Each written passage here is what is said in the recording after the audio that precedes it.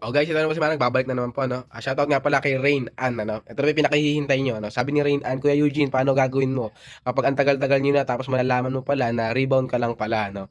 Ito yung masasabi ko sa'yo, unang-una sa lahat, wala na si Eugene, patay na yon. Si Manong outs na, ano, wala na yon.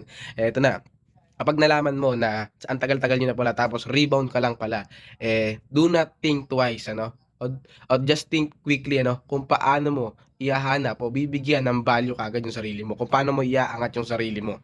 Bigyan mo kaagad ng pagpapahalaga yung sarili mo. 'Wag mong ano, hahanapin kung ano yung kulang mo sa kanya. Ang hanapin mo ay yung lugar kung saan ka fit, kung saan ka belong, kung saan meron kang value, ano.